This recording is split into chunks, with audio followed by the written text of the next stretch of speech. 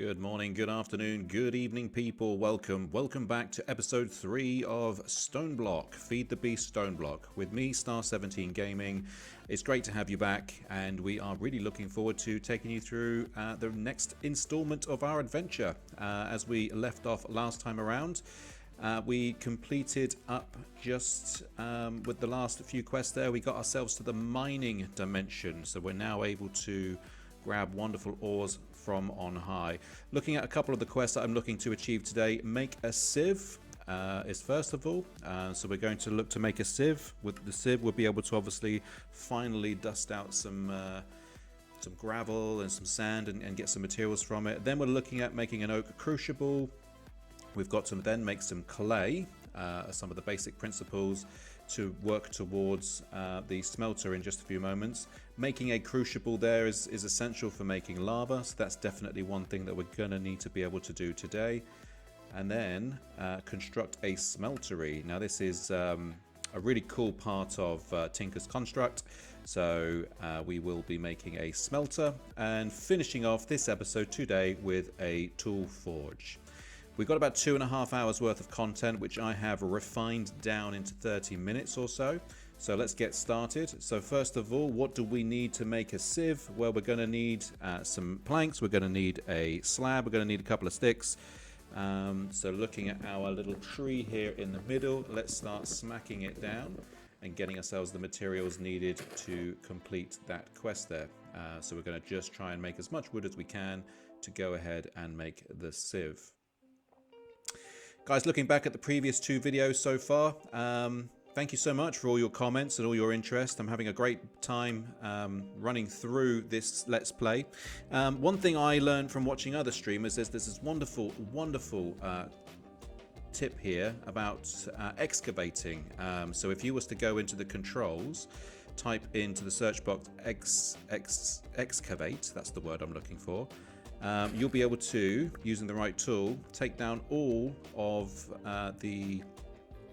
in this case, the leaves from a tree using a crook, or if I'm using an axe against the trunk, take down all of the ores from it in one go.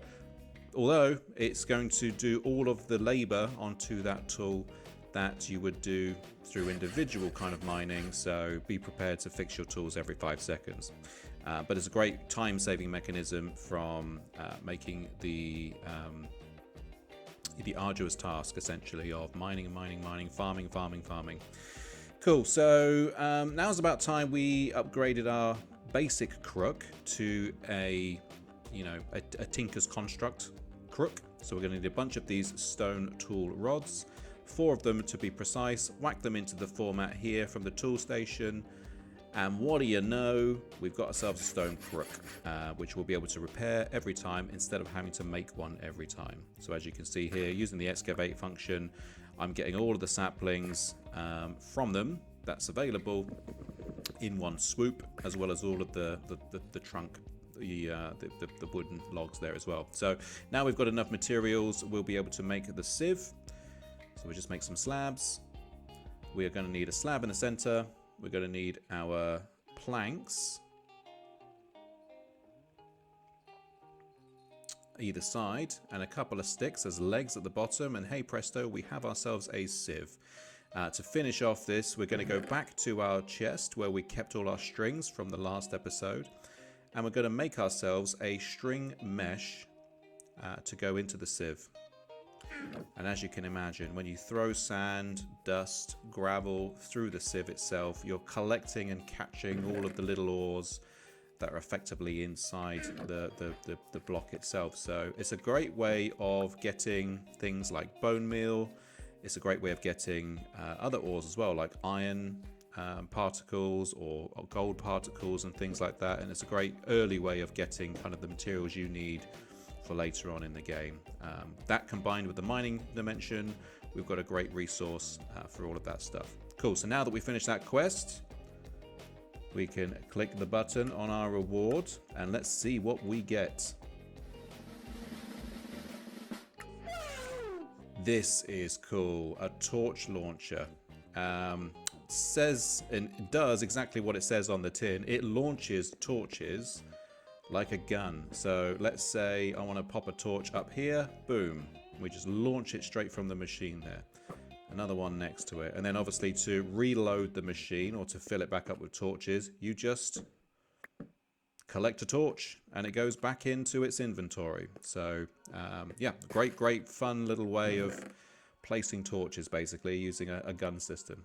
All right, moving on to the next quest then. Oak crucible. Wooden crucibles are used to transform plant into water. So this is definitely going to be necessary for us. We don't have any water around. We're not outside. We've got no luxury of filling up units of rain. So we've got to make a crucible ourselves. Throw in some saplings. Jump up and down on them. That's how I imagine this works. And hey presto, you've managed to smash out enough liquid to eventually fill a container, which then you can scoop out with a bucket. So we've got our crucible here. Let's make a little spot for it. We are running out of space here now with the tree in the middle and all of our tool making kind of functions around the front side there. Let's give ourselves a bit of space because eventually we're going to need to create ourselves an infinite water pool. So I think we'll just knock out some of these stone blocks here in a great spot to, you know, carry on our homestead and renovate, you know, where we're working as we go, transform it as we go. So we put our crucible there, and like I said, if we grab a bunch of these saplings, fill it to the top, takes about 8 of them in total to fill it to the top. The sapling itself will kind of decompose into the crucible and then reform itself into water. So we'll just leave that to do what it needs to do for now. We're going to need a bucket at some point, so we'll use the iron that we do have that we got from the mining dimension in the last episode to make a bucket for ourselves. But yeah, eventually that's going to turn itself into water and we'll start to have water available to us. Let's just extend this out a little bit. Like I said, I want to be able to have an infinite water pool. So a nice 4x4 design here in the ground. I think we'll keep some water there so that we're not constantly using our saplings to make more and more water. Is a wise decision. And why not, let's extend this out just a little bit here to give ourselves that little bit more workspace as well. Like I say, by the end of this episode, we're looking to make the smelter, so we're definitely going to need a big space available to do that as well. So I'll just spend a couple of minutes here bashing out these blocks and, like I say, creating ourselves a bit more workspace.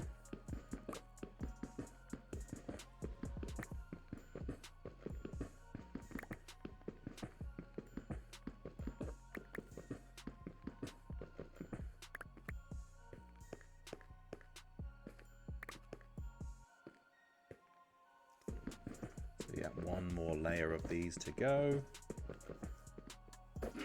There we go. We've made one pool of water, or one bucket worth of water. So we'll just do this one more time, another 8 saplings, and we can place that in our little water trough there, and we'll finish this quest. Let's see what we get. Oh my gosh, 12 epic bacons, and look at the color scheme of those bacons. They do look epic, don't they? Look at that. I would love to taste that bacon to see what it tastes like. I've got the impression it's kind of part bacon, part candy, and what a delight that would be. Let's keep that somewhere for safekeeping for later, and we can eat other food up until then. There's our infinite water pool. Cool. So that's that finished up now. So we can move on to the next thing that we need to do, which is to make some clay. So what we're going to need to do that is we're going to need to place down some cobblestone blocks here. And using our hammer and our new excavate function that we've kind of added in, we'll be able to turn this cobblestone into gravel. If we then place the gravel down in a similar fashion and excavate it, we'll turn the gravel into dirt. If we repeat that process again, we'll turn that dirt into sand. If we repeat that process again, we will turn that sand into dust. And if you place dust into the I think it's into the crucible, the oak crucible we've just made, and add water, that will make a block of clay. So as I said, now that we've got the gravel, now that we've got the dirt, we will put the dirt down like so. We'll fill out the room as best as we can, and we'll do a mega excavate in just a moment. Bear in mind, when doing this excavate tactic, yet one, it really depletes the health of the tool that you're using. So it's best to be able to use tools that you can fix often, as opposed to ones that break after usage. Also, if you end up doing the excavate function and there's just not enough health left in the tool itself, what it does is it gives you back what you weren't able to transform. So you'll end up having to do the job a second time there. So it's definitely best to use a more energetic tool. As you can see there, I've made another iron hammer, and if I excavate now, we're getting all of that sand. It does leave a little bit behind sometimes, but as you can see there, it took a reasonable amount of health out of the tool itself. I'll use my old tool just to finish these ones up. That broke that one. We got a couple of bits back, but now we can process the sand into dust. Same process again. One thing I've done for today's video is I've tried my best to cut out as much of the waffle as possible so that you're not seeing repetition and me doing a similar thing or the same thing over and over again. But believe you me, in the 2.5 hours I was playing this episode in total, I processed an incredible amount of sand. I could process an incredible amount of gravel. I process an unimaginable amount of dust as well. So yeah, I'm just saving you guys the burden of having to see all that. There we go. We just smashed all of that in one nice helping. And we've managed to get ourselves a decent couple of stacks of dust to get us started. So 52 plus 64, so just under 2 stacks there. What we'll do is we'll take, and I've got 64, 64, 64 ready for making grout, which is one of the principal components for the smelter in just a few moments. So we'll take some dust, as I said, place it in this crucible here. That turns that into clay, and we've just completed the quest for clay. What I end up doing now, because we're going to need that clay for the grout, is I'm going to process an entire stack of dust super quickly. So we'll turn it up to super fast mode, and we'll process all of this dust into clay, and that's going to give us a really good opportunity to get started on the next quest in just a few moments as well.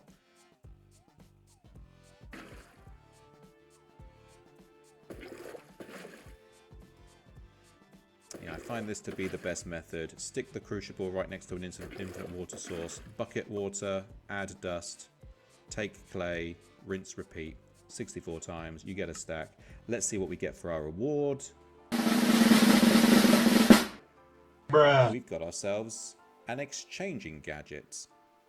Whatever an exchanging gadget is. Anyway, moving on, make a crucible. The crucible is used. I didn't get to read that quick enough, but basically the crucible itself, to make an unfired crucible, you'll need that clay that we just created mixed with bone meal to make porcelain.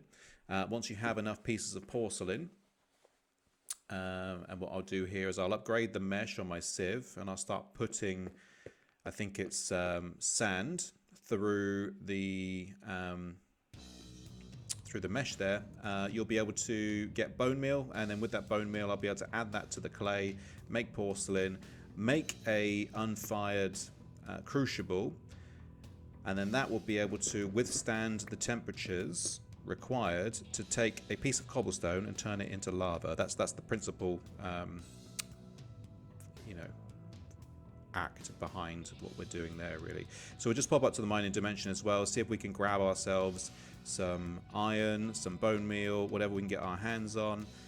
So I'm just going to turn up the speed for a few minutes whilst I mine out this area a little bit, and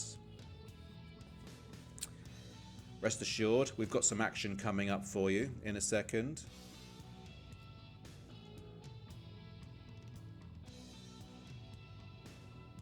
It's a great opportunity for us to talk about the video itself. Again, looking to achieve 50 likes if possible. And also, guys, if you haven't done so already, just click the subscribe button on the video itself.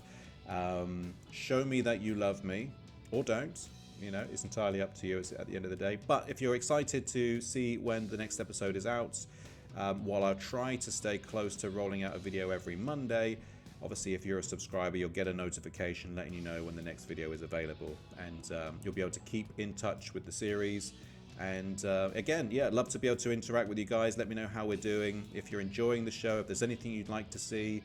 Again, if you want to be part of the Wowzer Wall, leave a comment, subscribe. I'll get round to adding as many of you guys onto there as we go. Just slow down time a second because I've been hearing some creepy crawlies in the background, and as I can see, there's a creeper. So let's dispatch of him, see what we can get from him. It's the first mob we've encountered so far. So our first kill, you know, in Minecraft itself. Let's see if we can squeeze into there a little bit. Give him a slash with the axe. Baboon. He's not gonna pop. There we go. Oh, we got a loot chest as well, and Inferium. That's really cool. Let's have a look what's inside this here loot crate. That'd be fun to see what that creeper was sitting on, basically.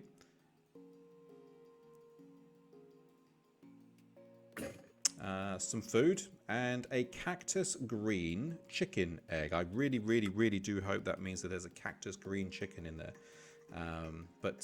Yeah, don't want to just throw that willy-nilly and see it turn to pulp on the ground. So we'll save that one for later, I think. And yeah, these apples are going to come in handy as I need to replenish a little bit of my health anyway, my food rather. I can see there's a skelly in there. Oh, baby skeleton!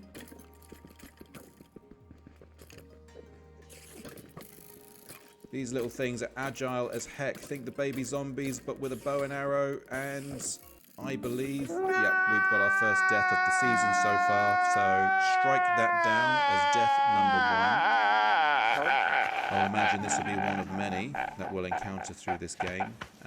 But we'll get back to where we were in just a second and get our stuff back. But just before we do, we need to get rid of this spider. Also get rid of this baby skeleton down here. And try again, this time with more intelligence this time around. So we'll just grab our gear back. So I had all of my tools in there, my quest books and things.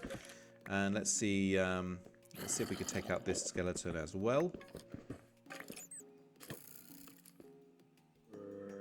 See, it's fine when they're adult and not babies because they can't get through to fight us, and we can just kill them at a distance here.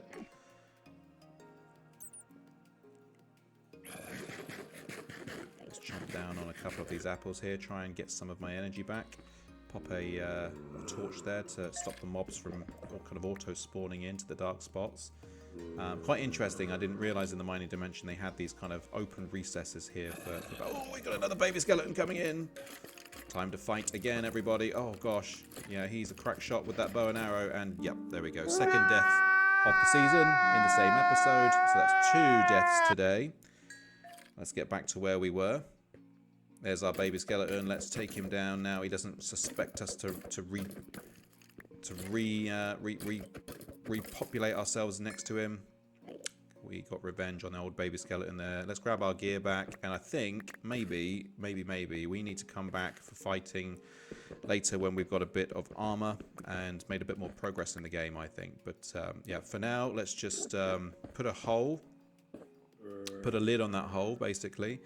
And we'll leave those bad guys well alone. And just as I was kind of thinking about leaving the mining dimension, I came across some iron just in the ceiling there. So really good opportunity to grab ourselves 6 beautiful bits of iron. That's going to be necessary for us to turn the flint mesh into iron mesh. And that's just going to make all of our sifting a lot more bountiful for ores and for materials. And bone meal and things like that. We have 6 bone meal as well. We got that from a couple of the bones that we got from killing the skeletons there. So I think a little bit more bone meal, and we've got enough to make the porcelain clay needed to make the unfired crucible. So sloppy, but mission complete. We'll make our way back down the stairs. A little wave to Clue on our way through. And it's a great thing I'm going to do with the dropped skulls and the dropped heads here, is I'm going to add these to the Wowzer wall, and I think that will make a nice little touch to everybody's name placards just underneath. So we'll have the skeleton there under clue. We'll add another in later on when we have the next person join in. So I've made the crucible down here. I am now looking to create the smeltery. So we're going to need all of these components here: controller, drain, tank, faucet, seared bricks, and a casting table. Although I'm going to be making this a lot bigger because I like really big smelteries. So in order to kind of make a lot of these parts here, I'm going to need 64 of each to make 2 stacks of grout. I then have to put the grout through the furnace to make bricks, seared bricks basically. And we're going to need an absolute ton of seared bricks to be able to finish the smeltery in its entirety. To finish the quest we need less. But in the meantime, whilst we're waiting for the grout to turn itself into seared bricks, let's make a really, really cool area, you know, for our smeltery to go. We'll try and build it into the wall, so it's like prefabricated into the wall under the stairs of our little mining area, our little base area here. So I'm just going to speed up time and bash the heck out of this wall until we've made a nice little spot for it, basically.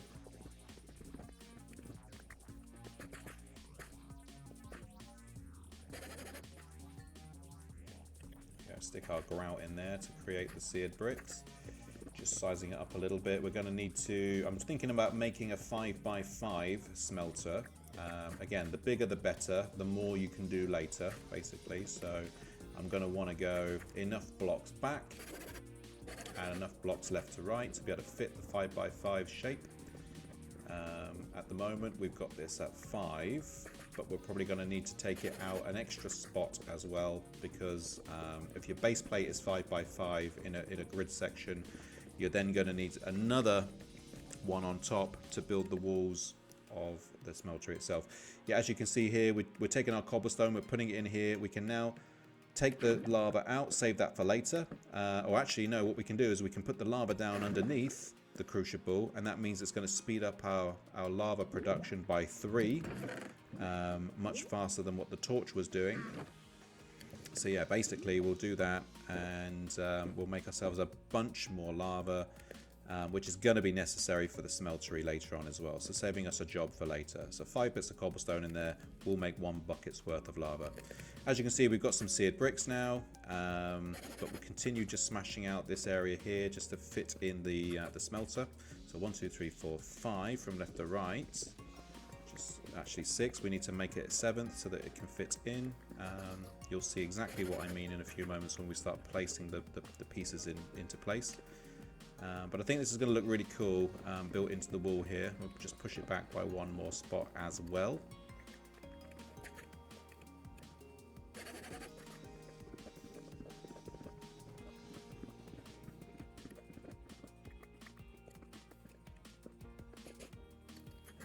Beautiful, nice little kind of alcove there to house the smeltery, I think. You begin to feel comfortable handling the stone sledgehammer, and that's another great thing about Tinker's Construct as well, especially this mod pack, is that you get experience when you're using your tools. You can level them up, which means you can use them for longer, they break less, which is a cool little factor into it. So now we've got ourselves a decent stack of seared bricks.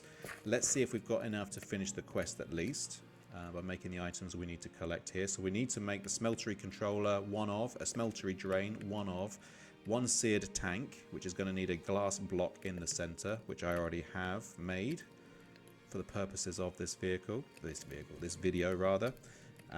So seared tank, we need the glass in the center, we need bricks around the outside, like so. Ding dong, a bing bong, there we go, 1 seared tank. We are going to need a seared smeltery drain and a smeltery controller as well. So we'll just type in what the recipe is for the smeltery drain. So that's 6 blocks either side. So 1 of those. Fluid in and fluid out. Smeltery controller like that. And we're also going to need a faucet. And that's just the same as making a bucket. So 1, 2, and 3. That makes like the tap, if you like, for the liquid metal to come out of. We need 2 seared bricks, so we'll take 2 of those. And then we need a casting table, which is 1, 2, 3, 4, 5, 6, 7 seared bricks in a table shape, basically. Quite straightforward there. So 1, 2, 3, 4, 5, 6 in a table shape. That's that complete. Quest completed for Smeltery. So we've got one more quest to do before we finished up everything I wanted to do in today's episode. Let's have a look at what we get. Wow, that's a decent prize. 2 ender chests. Guys, just out of interest, if you have played this before and you're watching me play it, let me know if I can place 1 ender chest in the mining dimension and the other ender chest down here, because I think that would be really useful if I had a way to transport, you know, my items without having to physically bring it back and forth. So guys, yeah, let me know if that's something that you've seen before and something that works. So I'm just going to construct the smeltery now. As I said, I'm going to do a 5x5 base, and then I'm going to have all of the taps kind of facing outwards. So as I'm working on it, I can just kind of release all of my liquid ores, you know, into, you know, an area which is right by me, basically. So we've got the casting table on the far right there, and I think we'll make a couple of drains as well, so that if we're working big, or rather smelting basins, if we're working big, we've got 2 of those that we can run at one time, plus the casting table. As you've done the first layer, you can start to make use of the smeltery, so I'll just continue to use the rest of my bricks up there. And then if you add cobblestone to the smeltery, you can turn those into seared bricks. And I'm just going to finish off the smeltery with, you know, the cobblestone into seared bricks, just like we're doing here. We'll raise it up to 3 levels high, and that kind of gives us a much bigger yield with the smeltery moving forward. 600 ingots I can now create at any one time with this smeltery. Also though, if I put some gold through it, I'll be able to make myself a impression here of an ingot, as you can see. Dang, we're going to need 1 more gold to finish that one off. Yeah, gold or brass you can use to make the impressions, basically. So let's sift our way through until we get some more gold. So I'm just going to process all of this this here sand. It's either sand or dust, one of the two. Put some gold through it. Finish off the ingot there, so that later and for all future sessions, I can process ingots into that impression there, as well as blocks in the basins to the left. So we can now do 2 things. We can make ingots, we can make blocks.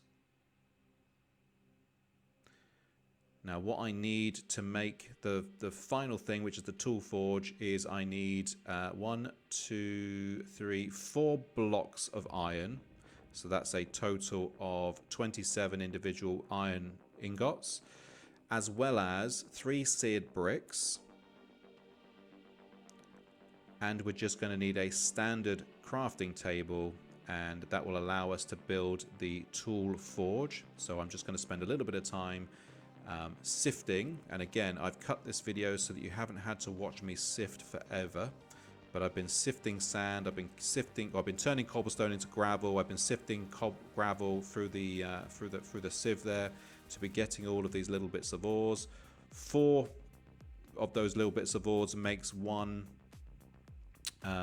you know, piece of ore that I can then put through the smeltery, and then I get ×2 each ore piece every time. So yeah, what I need is enough to be able to make the tool forge there. So I've just managed to make 4 blocks of iron, and I get a few ingots spare as well for my labors today.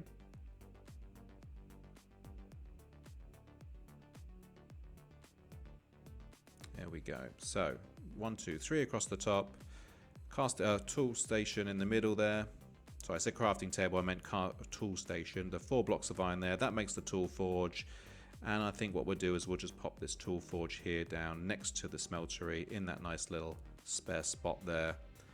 And that finishes up the quest. And as you can see here now, I can cast all of the pieces needed to make iron tools, iron weapons, gold tools, obsidian, you name it, we can do it. So Tinker's Construct allows us to do so much with that.